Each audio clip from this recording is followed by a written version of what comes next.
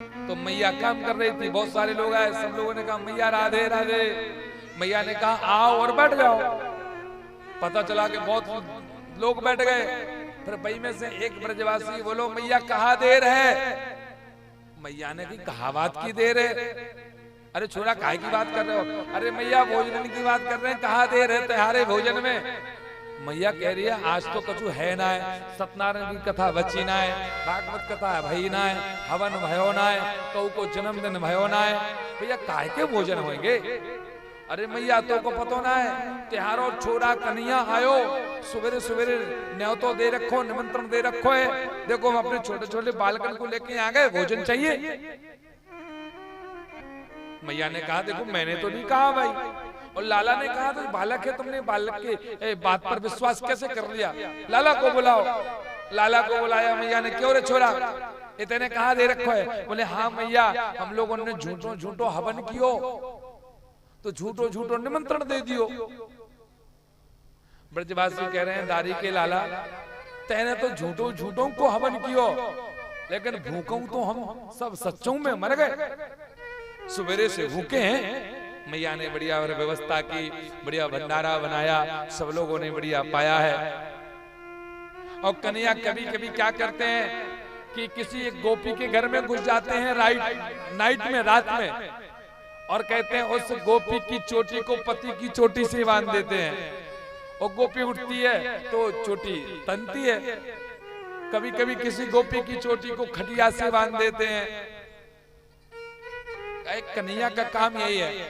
एक दिन तो भैया नंद बाबा पूजा कर रहे थे, वहां पहुंच गए, खीर को झूठा कर दिया, और आगे चलकर के बंधु क्या हुआ कि कृष्ण भगवान सभी का झूठा खा रहे थे। एक समय की बात है बंधुओं, कन्हैया अपने ग्वाल वालों के साथ में वन में गए खेलने के लिए। कन्हैया को भूख लगी। भूख लगी तो भैया कहा मधु मंगल मुझे को भूख लग रही है, यहाँ पर घर किसका पास में है। बोले घर तो मेरा पास में है, और घर पास में है। मधु मंगल ने कहा कन्हैया मैं तेरे लिए कुछ खाने की व्यवस्था करता हूं।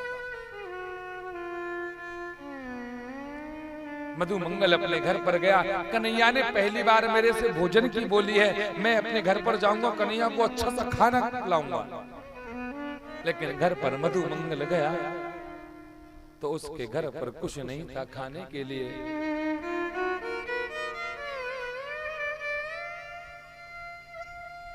कुछ खाने के लिए नहीं था।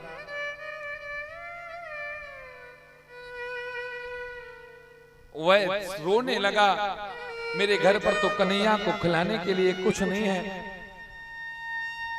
उसकी नजर 3 दिन पुरानी बासी कड़ी रखी हुई थी, जो कड़ी बनाई थी बेसन वाली, छाछ में मिला करके, उस कड़ी पर नजर पहुंच गई मधु मंगल की। मधु मंगल ने उस कड़ी को लिया, एक पात्र में लिया, लोटे में लिया, और सोच रहा है चलो यही है मेरे पास तो मैं यही खिला दूंगा।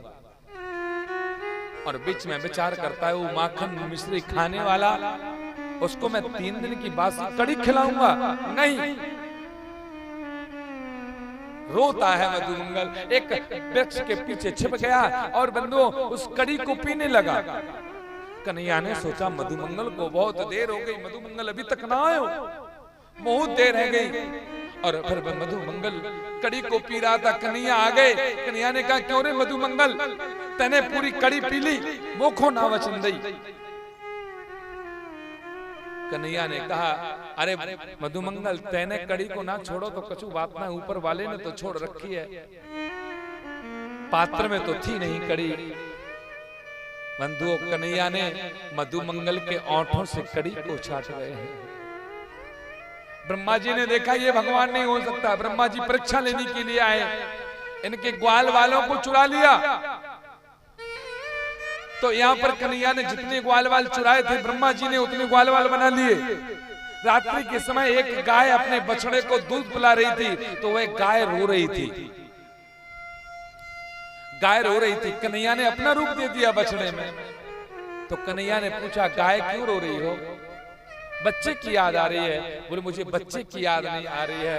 फिर क्या हुआ कि कन्हैया मैं इसलिए रो रही हूँ कि मैं कितनी बड़ी अभागिन हूँ कि संसार का मालिक देखो आज मेरा पुत्र बनकर के मेरा स्तनपान कर रहा है, मैं इसलिए रो रही हूँ। संसार के लोग भगवान को पुकारते नहीं है, भगवान को पुकारें तो भगवान तो पुत्र भी बनने के लिए तैयार है।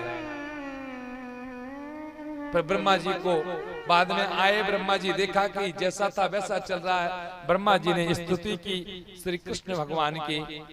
नेमिते ब्रह्म बपुसे तड़े दम्बराया गुंजावतंस परिपे चल सन्मुखाया वन्यास्त्रजे कवल वेत्र विसाड़ वेणु लक्ष्मण श्रिये मृदुपदे पशुपांग जाया।